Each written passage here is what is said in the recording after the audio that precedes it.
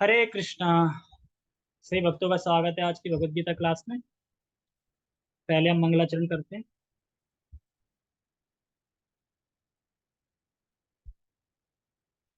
ओम अज्ञानतिमिरान्धस्य ज्ञानञ्जनशलाकया चक्षुरुन्मीलितं येन तस्मै श्रीगुरुवे नमः। श्रीचैतन्यमनोभीष्टं स्थापितं येन भूतले स्वयं रूप कदा मह्यं ददाति सपदान्तिकम्। वन्देऽहं श्रीगुरो श्रीयुतापदकमलं श्रीगुरून् वैष्णवांश श्रीरूपं साग्रजातं सहगण रघुनाथान्वितं तं सजीवम् साधुवेतं सावधूतं परिजन सहितं कृष्ण चैतन्य देवं श्री राधा कृष्ण पादान सहगण ललिता श्री विशाखाद्विषांच। हे कृष्ण करुणा सिंधु दीन बंधो जगतपते गोपेश गोपिका कांता राधा कांता नमस्तुते। तप्त कांचन गौरांगी राधे वृंदावनेश्वरी वृषभानुसुते देवी प्रणमामि हरिप्रिये। वाञ्छाकल्पतरुभ्यश्च कृपा सिन्धुभ्य एव च पतितानां पावनेभ्यो वैष्णवेभ्यो नमो नमः। जय श्री कृष्णा चैतन्य प्रभु नित्यानंद श्री अद्वैत गदाधर श्रीवासादि गौर भक्त वृंद। हरे कृष्णा कृष्णा कृष्णा हरे हरे हरे राम राम राम हरे हरे। रामाय रामभद्राय रामचंद्राय वेदसे रघुनाथाय नाथाय सीताय पते नमः। नमां विष्णुपादाय कृष्णपृष्ठाय भूतले श्रीमते भक्तिवेदान्त स्वामिन् इति नामिने। नमस्ते सारस्वते देवे गौरवाणी प्रचारिणे निर्विशेष शून्यवादी पश्चात् देशतारिणे। हरे कृष्णा। तो आज का श्लोक बहुत अच्छा श्लोक है। गीता में निकाल लिया। और बगल में कौन बैठा है? क्यों ऊपर वो नहीं सुन रही? उन्हें बिठा लो, शिवदयाल नहीं है उसको। मैं क्या बोलना चाह रहा था, हाँ, आज का श्लोक बहुत अच्छा है। क्यों है? क्योंकि आज के श्लोक में भगवान ने भगवान का वर्णन किया है।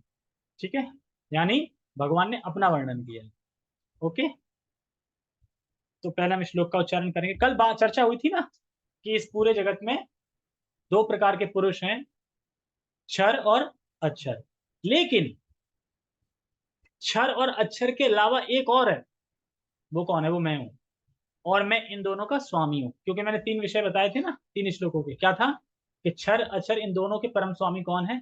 कृष्ण है। तो ये वही श्लोक है कि परम स्वामी कृष्ण है। ठीक है, तो हम इस श्लोक का उच्चारण करते हैं, फिर समझने का प्रयास करेंगे। उत यही है, हाँ। उत्तम पुरुषस्तन्वया परमात्मेत्युदाहृता यो लोकत्रयाम विषया बिभर्त्या अव्यव ईश्वरः। उत्तमः पुरुषस्तु अन्यः परमात्मेत्युदिहारितः यो लोकोत्र मया विषया विभर्ता व्यव ईश्वरः। उत्तमः पुरुषस्त्व अन्य। तू अन्य, अन्य, लेकिन अन्य एक और है। कौन है? उत्तम पुरुष। यानी लेकिन क्षर और अक्षर इन दोनों से एक उत्तम पुरुष है। इन दोनों से उत्तम एक पुरुष है। कौन है वो पुरुष? कृष्ण। कृष्ण है। और किस रूप में है? तो कह रहे हैं परमात्मा अत्युदाहिरता। उसे क्या कहा जाता है? उस उत्तम पुरुष को क्या कहा जाता है? तो उनको परमात्मा कहा जाता है। अच्छा, क्या कर रहे हैं वो? तो कह रहे हैं यो लोक त्रयम त्रयम आविशया। जो तीन लोक है ना, उन तीन लोकों में आविशय मतलब प्रवेश करते हैं। जो तीनों लोकों में प्रवेश करते हैं, कह रहे ना। यो लोक त्रमया त्रयम आविशया, जो तीनों लोकों में प्रवेश करते हैं। यानी इन दोनों से, इन दोनों के अन्य एक उत्तम पुरुष है, और वह पुरुष कौन है? परमात्मा है। परमात्मा कहा जाता है उनको। और वह क्या कर रहे हैं? तो वो तीनों लोगों में प्रवेश करते हैं, और प्रवेश करके तीनों लोगों को चला रहे हैं। अब यहाँ पे देखो, एक बात समझनी है हमें। अब ये बताइए, कोई बद्ध जीव, यानी इस जगत में क्षर क्षर जीव, क्या इस जगत का पालन कर सकता है या पालन कर रहा है? बद्ध जगत में, इस संसार में, कल दो पुरुषों की चर्चा हुई थी, क्षर और अक्षर। तो क्या इस संसार में जो क्षर है, वो क्या इस जगत का पालन कर रहा है? हाँ, नहीं कर रहा। क्या वह ईश्वर है? ना वह पालन कर रहा है, ना वह ईश्वर।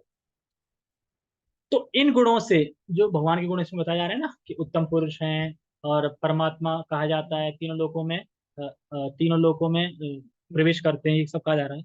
तो इस इन तीन गुणों से सारे बद्ध जीव, ये क्षर हैं, वह आउट हो जाते हैं।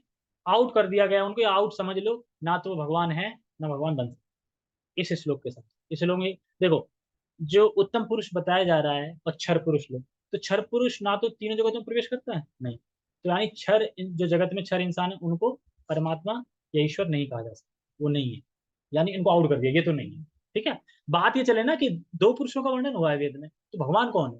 भगवान कह रहे हैं कि इससे अन्य परे एक और है जो परमात्मा, वो भगवान है, मतलब वो परम ईश्वर है। कि बोले अच्छा, क्षर इंसान है, वो भी तो हो सकते हैं ईश्वर? तो कह रहे नहीं, क्योंकि क्षर जो इंसान है वो जगत में प्रवेश नहीं कर सकता। अच्छा ठीक है। तो अक्षर तो होंगे नित्य मुक्त, जो जी बताए थे कल। अक्षर यानी नित्य मुक्त, जो आध्यात्मिक लोक में रहते। ठीक है। तो इनको आउट हो गया। तो किसी भी बद्ध जीव को आप परमात्मा नहीं कह सकते, ये समझ में आ रहा है? मतलब हम परमात्मा, किसी बद्ध जीव को परमात्मा नहीं कह सकते। इस बद्ध जगत में जो भी इंसान है, उसको परमात्मा हम नहीं कह सकते, वो नहीं है परमात्मा। भले कोई अपने आप बोले मैं परमात्मा हूं, पर वो नहीं है, कि भगवान खुद ही इस श्लोक में कह रहे हैं नहीं कहा जा सकता, क्योंकि यहाँ ये परमात्मा, क्योंकि कोई भी जीव जगत में प्रवेश करके जगत का पालन नहीं करता है। अगर कोई क्वेश्चन करे कि अच्छा, तो जो क्षर जीव हैं, वह परमात्मा क्यों नहीं कहे जा सकते हैं? तो कारण होगा, क्योंकि वह इस जगत में प्रवेश करके किसी का भी पालन नहीं करते, इसलिए नहीं कहे जा सकते। अच्छा, अगर कोई व्याख्या करे, ठीक है, बद्ध जीव अभी भगवान नहीं है, लेकिन जब मुक्त हो जाएगा तब भगवान बन जाएगा। यानी मुक्त, नित्य मुक्त जी, दो जीवों का वर्णन हुआ था ना। एक तो ये जीव हो गए, चलो ठीक है, ये भगवान नहीं है, ये प्रवेश नहीं कर सकते, लेकिन यही जीव जब भक्ति करेंगे और भक्ति करके नित्य मुक्त हो जाएंगे, तब परमात्मा बन सकते हैं। ये तब परमात्मा, कोई अगर ये कहे, ये व्याख्या करे, ये कौन? ठीक है? तो ये वही सुन लेती, आज तो था ना, वीडियो कॉल पे थोड़ा ज्यादा दिखाई देगा। ठीक है। तो कहेगा क्या, नित्य सिद्ध है, हो जाएगा तब भगवान बन जाएगा? कोई कहे, कोई व्याख्या कर दे कि नहीं, अभी हम बद्ध हैं, पर हम जब मुक्त हो जाएंगे तो भगवान बन जाएंगे, ऐसी व्याख्या चलती रहती है, इसलिए बताएं। तो कह रहा है नहीं, पिछले श्लोक में सीखा कि नित्य मुक्त जीव तो कभी इस जगत का संग करता ही नहीं है। बन सकता है भगवान? तो संग ही नहीं करता।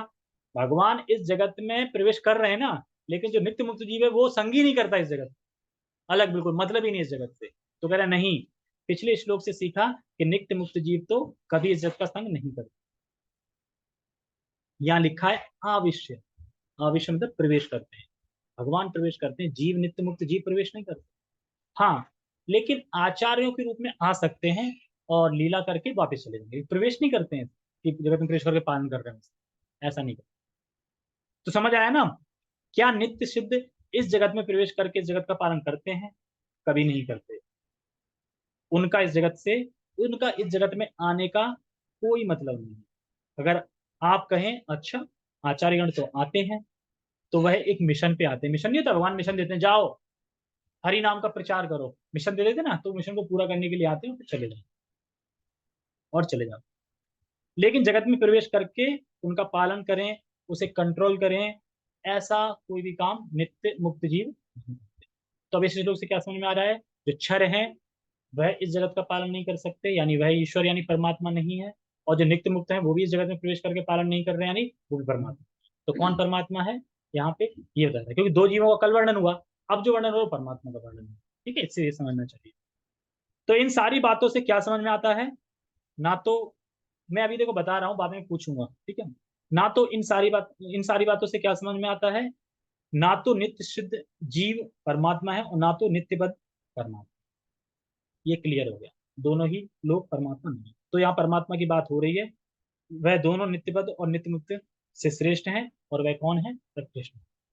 नित्यबद्ध से, नित्य मुक्त से श्रेष्ठ कौन है? कृष्ण है, जिनका यहाँ वर्णन हो रहा है, वो परम श्रेष्ठ। ठीक है, आगे लाइन में कह रहे हैं विवर्त, विवर्त अव्यव ईश्वर। विवर्त मतलब होता है पालन कर रहे हैं। पालन कैसे कर रहे हैं? सूर्य के द्वारा, चंद्रमा के द्वारा, इस सब तरीके से हमारा पालन कर रहे हैं। और कौन कर रहे हैं? भगवान कर रहे हैं पालन। पूरे विश्व का पालन कर रहे हैं। और अवयव क्यों कर रहे हैं? क्योंकि वह अपरिवर्तनशील है, कभी परिवर्तन नहीं आता। भगवान में कोई विकार नहीं आता, परिवर्तन नहीं होते। और ईश्वरा क्यों कह रहे हैं? क्योंकि कंट्रोलर है। ईश्वर मतलब कंट्रोलर हो। हम कंट्रोलर नहीं है, हम छोटे कंट्रोलर हैं अपने घर के। अपने घर के भी कहाँ है? आज कौन सुन रहा है आजकल है? भैया कैसे बोले, कौन सुन रहा है? सुनना चाहिए, पति की बात सुनना चाहिए। पहले पति को अगर हम खुश कर पाएंगे तो ही हम भक्ति में प्रगति कर पाएंगे। हाँ तो नहीं सुन पा, तो पहला अपलॉज देखो, पति के वजह से हम भक्ति कर पा रहे हैं, तो पहले तो पति ही तुम्हारा सब कुछ है। तो ऐसा नहीं है। हाँ, अगर पति ये मना करता है भक्ति मत करो, तो त्याग सकते हैं, तो फिर अपनी मर्जी कर सकते हैं। लेकिन पति भक्ति के लिए मना नहीं कर रहा है, फिर तो भगवान की तो पति की पूजा करनी चाहिए। ठीक है, ओके। टेक्स्ट पढ़ते हैं, छोटा श्लोक है, वैसा बड़ा नहीं है। सिर्फ इसमें यही वर्णन है कि जो दो पुरुष हैं उनमें से एक अन्य पुरुष है, और वह ईश्वर है, कंट्रोलर परमात्मा है, और वो पूरे जगत में तीनों लोकों में प्रवेश करके उनका पालन करते हैं। ठीक है, इतना समझना है, यही इस उसका पूरा टेक्स्ट। इन दोनों के अतिरिक्त, आगे ना, इन दोनों, कौन दोनों? पीछे श्लोक। इन दोनों के अतिरिक्त एक परम पुरुष परमात्मा है, जो साक्षात अविनाशी है, और जो तीनों लोकों में प्रवेश करके उनका पालन कर रहा है।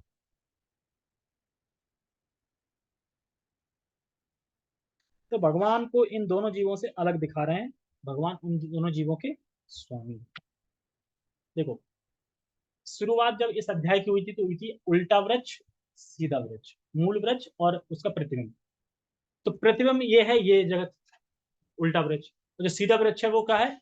वो आध्यात्मिक जगत। तो कहने का तात्पर्य यह है कि जो उल्टा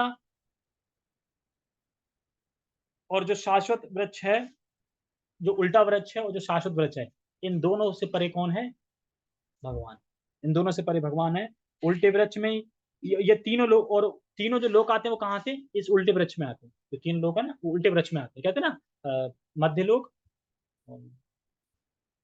एक होता है अपर लोक और मध्य लोक, एक नीचे के लोग होते हैं। मतलब हिंदी में बोलो तो नीचे के, ऊपर के, बीच के, तीन लोग होते हैं। तो इन तीनों लोगों में प्रवेश करते हैं, यानी उल्टे पेड़ में प्रवेश करते हैं भगवान अपनी शक्तियों द्वारा, और उनका पालन करते हैं। अब इसको समझना है और अच्छे से, क्यों परमात्मा कह रहे हैं, क्यों परमात्मा कह रहे हैं? नियामक के रूप में वह तीनों जगत में प्रवेश करते हैं और सबको आधार देते हैं, इसलिए परमात्मा तीनों जगत में प्रवेश कर रहे हैं और आधार देते हैं। आधार का मतलब समझते हैं? आधार कार्ड, आधार कार्ड क्या करता है? तुम्हारी पहचान नहीं देता है? नीम, आधार क्या है तुम्हारा? ये देखो, मैं हूँ, ये हूँ, मेरे फादर ये हैं, मेरा एड्रेस ये है, मेरे ये आधार है, पता ना? तो उसी तरीके से आधार भगवान देते हैं। आधार का मतलब होता है, क्या होता है बताते हैं। नियामक का मतलब होता है कंट्रोलर। कल सुना था ना कि भगवान हृदय में बैठे हैं और सबको स्मृति, ज्ञान और विस्मृति दे रहे हैं, यानी कंट्रोल कर रहे हैं ना। ऐसा नहीं है कि भगवान आ गए और उन्हें कुछ पता ही नहीं है क्या चल रहा है, क्या चल रहा है। ऐसे देख रहे हैं, हृदय में बैठे, पता नहीं चल रहा क्या चल रहा है, जीव क्या कर रहा है, जीव क्या अच्छा कर रहा है, और ऐसा कुछ कर रहा है जीव जो उनके हाथों से परे हो गया, मतलब उनके अब हाथ में नहीं है, भाई हमारे हाथ से तो बाहर निकल गया, वो कहते हैं ना। ऐसा कुछ नहीं है, सब कुछ भगवान के कंट्रोल में है, कुछ ही भगवान से परे नहीं निकला है जीव, सब कुछ उनके कंट्रोल में। एक क्वेश्चन आया इसमें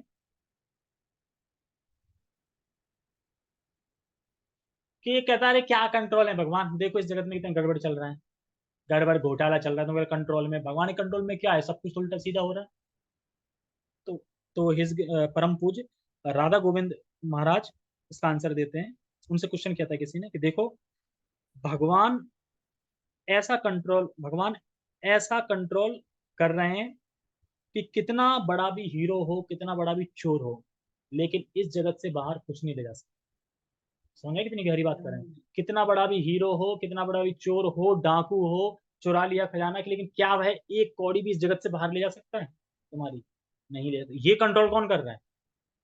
कृष्णा। तो ये समझना है। और आधार मतलब सूर्य चंद्रमा, इसी से तो हमें भोग दे रहे हैं ना। तो नहीं, आधार तो वही है ना, सूर्य तो आधार है ना। सूर्य ना हटा दिया जाए तो अंधेरा सब खत्म हो जाएगा। तो इस तरीके से आधार दे रहे हैं। क्या कोई बद्ध जीव किसी को संरक्षण दे सकता है? यानी क्षर क्षर क्षर जीव दे सकता है? हम किसी के आधार नहीं है ना, हम किसी को संरक्षण दे सकते हैं। तो दे सकते हैं तो नहीं, तो परमात्मा बद्ध जीव नहीं है, ये स्पष्ट है। यानी कहना है परमात्मा बद्ध जीव नहीं है, क्योंकि बद्ध जीव किसी को संरक्षण नहीं दे सकता, कंट्रोल नहीं सकता, भगवान कर सकते हैं। ठीक है। दूसरा क्वेश्चन एक बोला था इसमें कि बद्ध जीव परमात्मा क्यों नहीं बन सकता। ये क्वेश्चन है सबके लिए, बद्ध जीव परमात्मा क्यों नहीं बन सकता, यानी क्षर जीव जो है वह परमात्मा क्यों नहीं बन सकता। सबसे पहले क्वेश्चन जाएगा रेखा माता पे। हाँ बताओ, बोलो। जो इस भौतिक संसार में बद्ध जीव है वो परमात्मा क्यों नहीं बन सकता? जूम पे थोड़ी है। हाँ बताओ।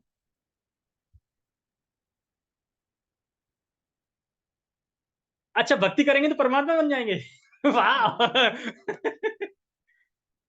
हाँ।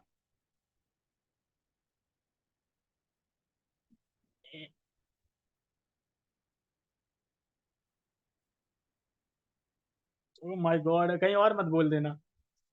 कहने किसकी क्लास ले रही थी? इसकी क्लास ले रहे थे? मेरा क्वेश्चन सर, पहले पहले आप ना क्वेश्चन समझो मेरा। मेरा क्वेश्चन ये है कि बद्ध जीव परमात्मा क्यों नहीं बन सकता। बद्ध जीव मतलब मैं बोलूं कि आप परमात्मा क्यों नहीं बन सकते। ये बात नहीं हो रही कि परमात्मा बनेंगे कि नहीं बने, क्यों नहीं बन सकते उसका रीजन देना है। आप क्वेश्चन नहीं समझ रहे हैं, ठीक है। कोई नहीं, म्यूट कर लीजिए, मैं बताता हूँ आंसर, फिर ध्यान से सुनना। देखो, बद्ध जीव परमात्मा क्यों नहीं बन सकता, क्योंकि अभी अभी मैंने पीछे क्या बताया, क्योंकि बद्ध जीव किसी का आधार नहीं बन सकता। भगवान आधार है ना, सूर्य चंद्रमा से सब कुछ दे रहे हैं ना। तो क्या बद्ध जीव किसी का आधार बन सकता है कि किसी को पोषण करे, किसी संरक्षण कर सकता है? बद्ध जीव किसी का संरक्षण नहीं कर सकता, आधार नहीं बन सकता। और क्या बद्ध जीव सृष्टि में तीनों लोकों में प्रवेश करके उसका पालन कर सकता है? तो परमात्मा कैसे बन सकता है? तो यही चीज बताई जा रही है कि बद्ध जीव इसलिए परमात्मा नहीं बन सकता क्योंकि बद्ध जीव तीनों जगत में प्रवेश करके उनका पालन नहीं कर सकते। जब स्टार्टिंग में बताया था ना मैंने कि जो क्षर जीव है वह तीनों जगत में प्रवेश नहीं कर रहा है, इसलिए परमात्मा नहीं है। अच्छा, नित्य मुक्त जीव तो परमात्मा होंगे, वो भी नहीं है। क्यों नहीं है? क्योंकि उन्हें इस जगत से कोई मतलब ही नहीं है। समझ में आया? तो परमात्मा कौन है? कृष्णा, जो अपने बारे में बात कर। अब समझ में आया? मुंडी ला के बताओ। नहीं समझ में आया? देखो, अगर हम भक्ति करेंगे तो भक्ति करके हम भगवान के दास बनेंगे, भगवान की सेवा करेंगे, परमात्मा थोड़ी बन जाएंगे हम भक्ति करके। परमात्मा बनना है भक्ति करके, परमात्मा हृदय में बैठे हैं ना यहाँ पे। हम आत्मा है और हम उनके सेवक हैं परमात्मा के। समझ में आए? तो यहाँ पे ये पूछा जा रहा है कि परमात्मा बद्धजीव क्यों नहीं बन सकता। भाई इसलिए नहीं बन सकता कि परमात्मा तो तीनों जगत में प्रवेश करके पालन कर रहे हैं उनका। क्या हम कर सकते हैं बद्धजीव? नहीं कर सकते ना, इसलिए परमात्मा नहीं बन सकता। ठीक है। अब दूसरा क्वेश्चन, क्या मुक्त जीव परमात्मा बन सकते हैं? ये बताओ। हाँ बताओ रेखा माता, क्या मुक्त जीव परमात्मा बन सकते हैं? अच्छा नहीं पता, बुद्धि हमारी भ्रष्ट हो गई अभी। ध्यान से सुनो, ठीक है, ये ना होता है कोई। हाँ यहाँ पे बताओ। हाँ, क्योंकि मुक्त जीव को इस संसार से मतलब, इस संसार में नहीं आता, वो वहीं पे भगवान की सेवा करता है। ठीक है। देखो, दोनों चीज मैंने अभी पहले बताई थी ना, इसलिए मैं बता रहा था बार बार कि मैं भी पूछूंगा ये। क्योंकि वह नित्य मुक्त जीव को इस संसार से मतलब ही नहीं है, पर लीला के लिए आते हैं और लीला की बात अलग है। ठीक है। ओके। तात्पर्य, शिवदयाल प्रभु होते तो वो बताएंगे। अच्छा है तुम्हारा आंसर। बद्ध जी परमात्मा क्यों नहीं बन सकता? क्योंकि वो भक्ति करेगा तो बन जाएगा, अभी भक्ति नहीं कर रहा है इसलिए नहीं बन सकता। भक्ति करेगा तो परमात्मा बन जाएगा, यानी तुम ही भगवान बन जाओगे। मैं ही भगवान हूँ, भक्ति करके भगवान बन जाऊंगा। तो तुम भक्ति करके भगवान बनना चाहती हो क्या? हम भगवान के सेवक हैं। हमें खाली ये रीजन देना था कि परमात्मा क्यों नहीं बन सकते। मैं ये नहीं पूछ रहा हूँ कि भगवान परमात्मा बन जाएंगे, क्यों नहीं बन सकते, क्योंकि आधार नहीं हम किसी के। ऐसा नहीं हमारे हिसाब से दुनिया चल रही है, तो भगवान के हिसाब से चल रही है दुनिया। तो ये सब चीज समझ, ठीक है, तात्पर्य। इस श्लोक का भाव कठोपनिषद 2.23 तथा श्वेताशत्र उपनिषद में 6.13 टू 2.13 अत्यंत सुंदर ढंग से व्यक्त हुआ है। क्या है? वहां यह कहा गया है कि असंख्य जीवों के नियंता, जिनमें से कुछ बद्ध हैं और कुछ मुक्त हैं, एक परम पुरुष हैं जो परमात्मा है। उपनिषद का श्लोक इस प्रकार है, नित्यो नित्यानाम चेतनस चेतना नाम एको बहुनाम कामा नाम एको बहुनाम यो विदधातु कामा नाम। ठीक है, पूरा श्लोक क्या है? नित्यो नित्यानाम चेतनस चेतना नाम एको बहुनाम यो विदधातु कामा। क्या मतलब है इसका? नित्यो नित्यानाम, देखो भगवान भी नित्य हैं, हम भी नित्य हैं। चेतनस चेतना नाम, हम भी चेतन है, भगवान भी चेतना है। लेकिन एको बहुनाम, लेकिन इन सब में एक भगवान है जो सबको पाल रहे हैं, सबको खिला रहे हैं। एको बहुनाम, इतने सब में एक जो है वो सबको खिला रहा है। नित्यो नित्यानाम, हम भी शाश्वत है, भगवान भी शाश्वत है। चेतना चेतना, हमारी चेतना है भगवान, लेकिन भगवान की चेतना हाई है, हमारी चेतना थोड़ी कम है, भगवान की हाई है। लेकिन है हमारे अंदर भी चेतना, भगवान के अंदर भी चेतना। और नित्य हम भी हैं, नित्य भगवान भी है। लेकिन एको बहुनाम योग धातु कामा नाम, कहने मतलब है कि एको बहुनाम मतलब बहुत सारे, उनमें से एक है जो सबको कंट्रोल करता है, सबको खिला रहा है, पिला रहा है, सबको कंट्रोल करता है। वो कौन है? वो भगवान। योग धातु कामा नाम। बहुत सारे जीव हैं, उसमें से एक नित्य है परमात्मा। ठीक है। चेतना चेतना, बहुत सारे चेतना वाले जीव हैं, पर उनमें से एक है शुद्ध चेतना वाला, वह है भगवान। और एको बहुनाम यो विद्युत कामना, मतलब वह अकेले ही सभी की इच्छाओं को पूर्ण कर रहे हैं, सबको पालन कर रहे हैं। एक भगवान ही सभी की इच्छाओं को पूर्ण कर रहा है। एक ये समझना, चाहे भोग की इच्छा हो चाहे मुक्ति की इच्छा हो, दोनों की इच्छा को ही भगवान पूर्ण कर। तो ये श्लोक इसीलिए उपनिषद से पाएंगे। सुना होगा वैसे श्लोक, नित्यो नित्यानाम आता रहता है, नित्यो नित्यानाम, इस तरीके से पढ़ो, देखो इसमें आएगा समझ में। सारांश यह है कि बद्ध तथा मुक्त दोनों प्रकार के जीवों में से एक परम पुरुष भगवान है जो उन सबका पालन करता है। समझ में आ गया? जो उन सबका पालन करता है और उन्हें कर्मों के अनुसार भोग की सुविधा प्रदान करता है। भोग की सुविधा प्रदान करता है मतलब बद्ध जीव हैं, कुछ मुक्त जीव हैं, और उनसे श्रेष्ठ कौन है? भगवान है, परम स्वामी है दोनों के। और थोड़ा मेहनत मेहनत करके हम भगवान बन सकते हैं, ऐसा है। क्या बन सकते हैं?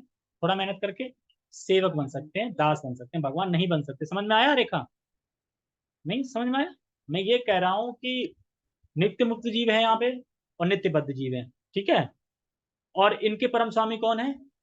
भगवान है। तो हम भी थोड़ी मेहनत कर लेंगे तो हम भी भगवान बन जाएंगे? नहीं, हम भगवान नहीं बन सकते। हम मेहनत करके क्या बन सकते हैं? सेवक बन सकते हैं। वैसे हैं सेवक अभी भी, लेकिन और मेहनत करेंगे तो समझ में आ जाएगा कि हम भगवान के सेवक, जो पहले से ही। वह भगवान परमात्मा रूप में सबके हृदय में स्थित है। परमात्मा कौन? हाँ रेखा बताओ, परमात्मा कौन है जो सबके हृदय में स्थित है? बताओ, परमात्मा कौन है? हाँ तो इतनी देर लगी बताने में, परमात्मा कृष्ण है। अरे तो तुम अनम्यूट करके बताना, आप म्यूट कर लो, ठीक है, ओके।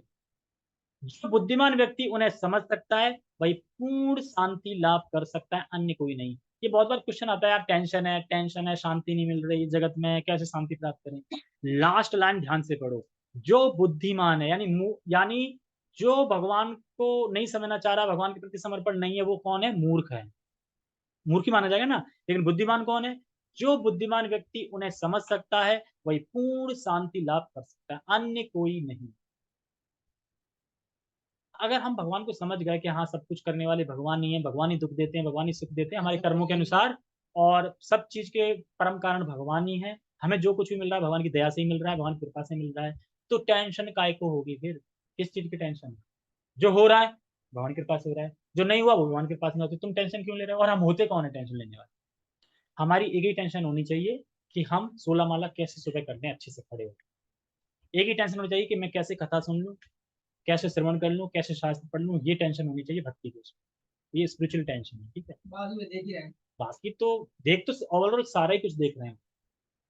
तो लास्ट पैराग्राफ में यही कह रहे हैं, कोई नहीं है, मतलब समझे, हम पूर्ण शांति लाभ कब कर सकते हैं? मतलब कोई बोले कि पूर्ण शांति पूर्ण लाभ हमको कब मिल सकता है, तो सुनो, क्योंकि जब हम कृष्ण की सेवा करना शुरू करते हैं तभी हृदय में हम